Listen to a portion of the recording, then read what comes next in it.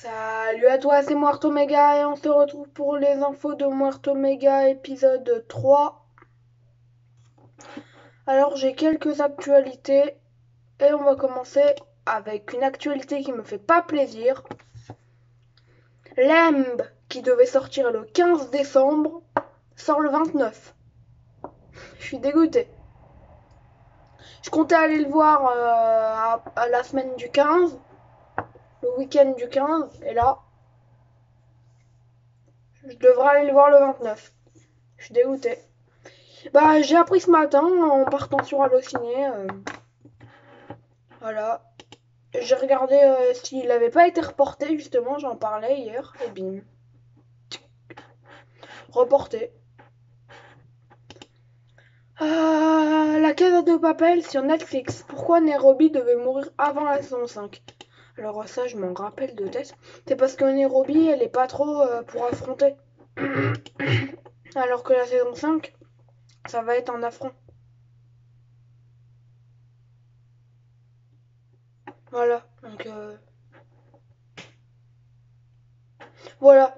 D'une certaine manière, Nairobi était un peu le cœur de la bande, elle aura du mal à trouver sa place. Mais son exemple va inspirer les autres. C'est vrai que notre experte en phobie qui s'est toujours battue contre le patriarcat préfère rester en retraite des combats pour mener la mission à bien. Voilà. Sortie cinéma repoussée. Bah ouais, j'ai trouvé un petit article dessus aussi. Candyman, 29 septembre. Eiffel, 13 octobre. Il devait sortir le 25 août. Les deux devaient sortir le 25 août. Qu'est-ce qu'on a fait au bon Dieu 3? Il devait sortir le 13 octobre, il sort le 2 février 2022. Suis-moi, je te fuis, il devait sortir le 18 août. Et Fuis-moi, je te suis le 25 août. Aya et la sorcière, on sait pas quand. Rifkin Festival, on sait pas quand. Film de Woody Allen d'ailleurs. Ensuite, on enchaîne. The Suicide Squad. Harley Quinn aurait pu avoir un slogan différent sur sa veste. Dans The Suicide Squad, Harley Quinn portait une veste en cuir où il est écrit Life as D-Clown. Mais d'autres slogans ont failli être utilisés. Découvrez les préférés de James Gunn.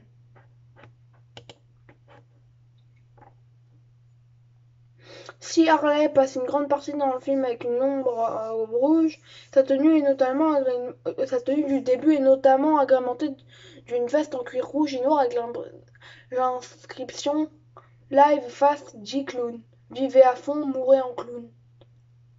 Mais d'autres slogans ont bien failli finir sur la veste. Qu'est-ce qu'on a?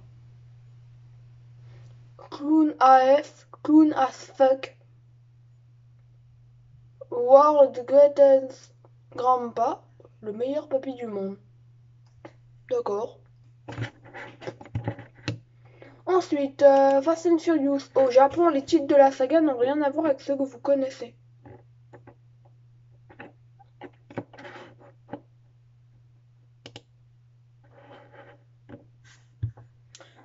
Donnons d'abord que l'intitulé principal, Fast and Furious, devient le tout aussi efficace Wild Speed. Oh, c'est pas pareil. Alors, les titres japonais se distinguent en résonnant parfois avec l'action d'un film dédié. Le Euromation de Fast and Furious 6 fait référence aux péripéties européennes. Sky Mission du 7 renvoie au Voltige. Icebreak du 8 est un clin d'œil à la scène d'action des héros sur la glace. Et le dernier volet de la franchise, là, le 9, a été baptisé Just Break. Alors, le 1,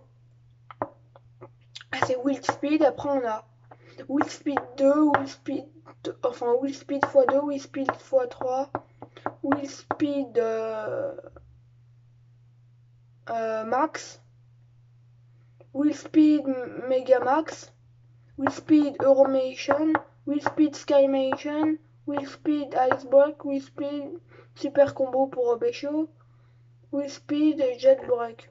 Ouais, d'accord, donc c'est Will Speed là-bas. Bon, bref. Rapide et furieux. C'est déjà pas mal. Oh, c'est bon, c'est ma petite blague. Dune, Jason Momoa voulait une version de 4 à 6 heures. Rien que le titre, s'il vous plaît. J'ai beau l'avoir sélectionné, le titre. Jason Momoa n'est pas qu'Aquaman, c'est aussi Duncan Idaho dans le très attendu Dune de Denis Villeneuve. L'acteur a récemment déclaré qu'il aimerait voir le premier volet durer 4 à 6 heures. Un mois avant la sortie de Dune, l'excitation commence à se faire sentir. Décalé d'un an en raison de la crise sanitaire, le long métrage réunit un casting 5 étoiles. Ouais, il y a Zendaya dedans, j'ai appris. Ce dernier se glisse dans le Aquaman. Jason Momoa se glisse dans le costume de Duncan Idaho, maître d'armes de la maison Atreides, épéiste virtuose. Il est aussi l'un des lieutenants de Leto Atreides et un mentor pour. Bref, pourquoi ils voulaient une version de 4 à 6 heures? C'était vraiment un film cool à faire. Je ne veux pas qu'on coupe à tour de bras, je veux qu'on puisse voir la vision de Denis Villeneuve dans son ensemble. Vous savez ce qu'il faudrait qu'on fasse? Il devrait faire une version de 4 à 6 heures pour ce premier épisode de Dune, pour que les spectateurs puissent le regarder comme une série TV.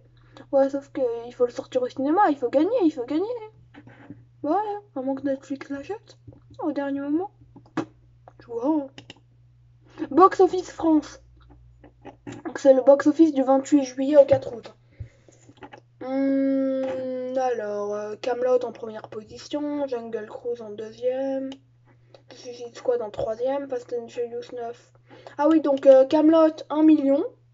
Ah ouais, quand même, il a eu 1 million. D'accord. Ah, d'accord.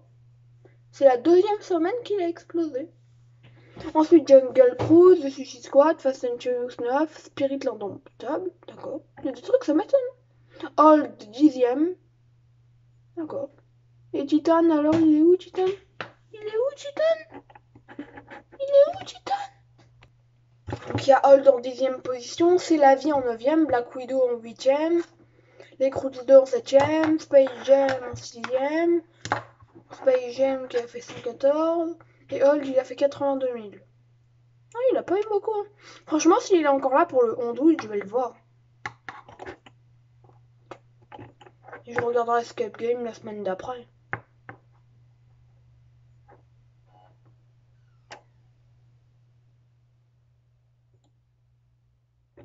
Voilà. Donc, la suite. Miss Marvel, une sortie décalée à 2022. Ouais, sortie décalée. Ouais, ok. Awake. Moi je dis ok. Attendu pour le mercredi 24 novembre. Miss Marvel. Reporté en début d'année 2022. Voilà, c'est l'info. Fast and Furious 9. Dwayne Johnson ne sera pas dans les suites mais aura le droit à Hobbs et Shaw 2. J'espère qu'il y aura John Cena dedans parce que je me rappelle en parlant d'actu que John Cena il voulait faire un. Il voulait combattre Johnson dans FF. Ouais. Nous ne verrons le personnage de Luke Hobbs. Nous ne verrons plus le personnage de Luke Hobbs dans la saga Fast and Furious. Le producteur Hiram Garcia, proche collaborateur de Dwayne Johnson, l'a confirmé dans les colonnes de Collider. Absent du 9ème épisode sorti le 14 juillet, The Rock avait déjà annoncé qu'il ne reviendrait pas en juillet dernier, se moquant au passage de Vin Diesel qu'il ne porte pas dans son cœur. En effet, Diesel expliquait au magazine qu'il avait volontairement provoqué Johnson sur le tournage précédent pour que sa performance d'acteur soit le meilleure possible. Je peux donner beaucoup d'amour vache, pas à la façon de Fellini non plus, mais je ferai n'importe quoi pour obtenir des performances dans tout ce que je produis.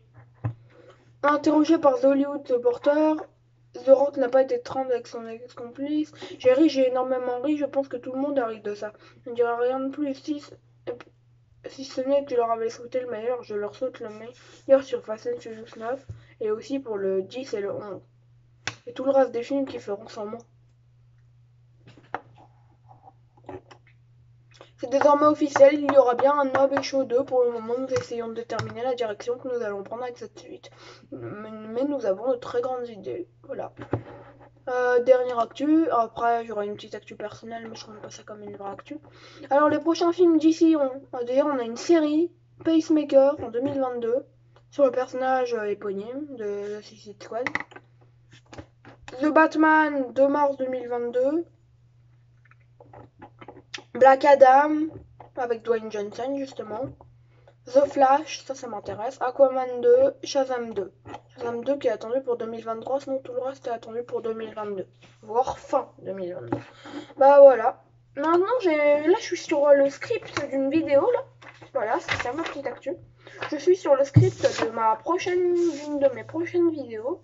Je suis aussi en train de regarder The Turning en ce moment. Voilà. Pour faire ma petite critique.